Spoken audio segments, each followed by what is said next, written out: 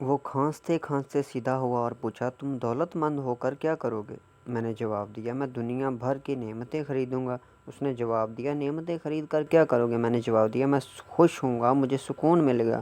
اس نے تڑپ کر میری طرف دیکھا اور کہا، گویا تمہیں سونا اور دولت نہیں، سکون اور خوشی چاہیے۔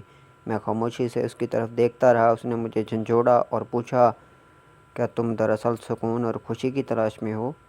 میں اس وقت نوجوان تھا اور میں دنیا کے ہر نوجوان کی طرح دولت کو خوشی اور سکون سے زیادہ اہمیت دیتا تھا، مگر بابے نے مجھے کنفیوز کر دیا اور میں نے اس کی کنفیوژن میں ہاں میں سر ہلا دیا۔ بابے نے ایک اور قہقہ لگایا اور اس قہقے کا اختتام بھی کھانسی پر ہوا۔ وہ دم سنبھالتے ہوئے بولا، کاکا، میں تمہیں سونے کی بجائے انسان کو بندہ بنانے کا طریقہ نہ سکھا دوں؟ میں تمہیں دولت مند کے بجائے پرسکون اور خوش رہنے کا گر کیوں نہ سکھا دوں؟ میں خاموشی سے اس کی طرف دیکھتا رہا۔ وہ بولا، انسان کی خواہشیں جب تک اس کے وجود اور اس کی عمر سے لمبی رہتی ہیں، یہ اس وقت تک انسان رہتا ہے۔ تم اپنی خواہشوں کو اپنی عمر اور اپنے وجود سے چھوٹا کر لو، تم خوشی بھی پاؤ گے اور سکون بھی۔ جب خوشی اور سکون پاؤ گے تو تم انسان سے بندے بن جاؤ گے۔ مجھے بابے کی بات سمجھ نہ آئی۔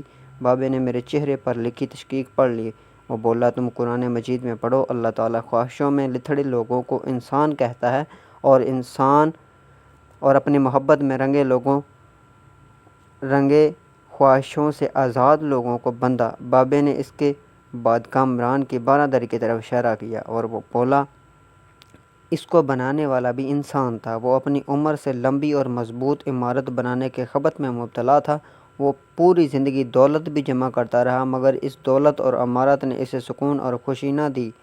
خوشی میں ہوں اور دولت مند کی گری پڑی بارہ دری میں برستی بارش میں بے ایمان بیٹھ کر میں نے بے صبری سے کہا، اور میں بھی۔ اس نے قہقہ لگایا اور جواب دیا، نہیں، تم نہیں۔ تم جب تک تانبے کو سونا بنانے کا خبط پالتے رہو گے، تم اس وقت تک خوشی سے دور بھٹکتے رہو گے، اس وقت تک تم سکون سے دور رہو گے۔ بابے نے اس کے بعد زمین سے چھوٹی سی ٹہنی توڑی اور فرش پر رگڑ کر بولا، لو، میں تمہیں انسان کو بندہ بنانے کا گر سکھانے لگا ہوں۔ اپنی خواہش کو کبھی اپنے قدموں سے آگے نہ نکلنے دو۔ جو مل گیا اس پر صبر شکر کرو، جو چھن گیا اس پر افسوس نہ کرو، جو مانگ لے اس کو دے دو، جو بھول جائے اسے بھول جاؤ۔ دنیا میں بے سامان آئے تھے، بے سامان واپس جاؤ گے۔ سامان جمع نہ کرو، ہجوم سے پرہیز کرو، تنہائی کو ساتھی بناؤ۔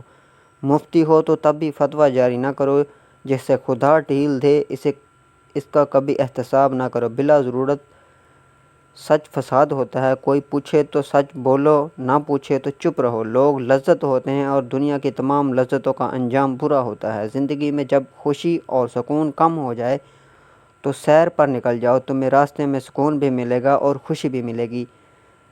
خوشی بھی دینے میں خوشی ہے اور وصول کرنے میں غم۔ دولت کو روکو گے تو خود بھی رک جاؤ گے، چوروں میں رہو گے تو چور ہو جاؤ گے، سادھوؤں میں بیٹھو گے تو اندر کا سادھو جاگ جائے گا۔ اللہ راضی رہے گا تو جگ راضی رہے گا، وہ ناراض ہوگا تو نعمتوں سے خوشبو اڑ جائے گی۔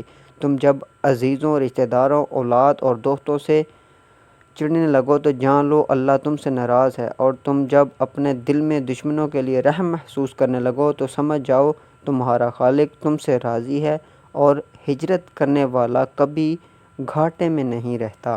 بابے نے ایک لمبی سانس لی اور اس نے میری چھتری کھولی، میرے سر پر رکھی اور فرمایا، جاؤ، تم پر رحمتوں کی یہ چھتری آخری سانس تک رہے گی۔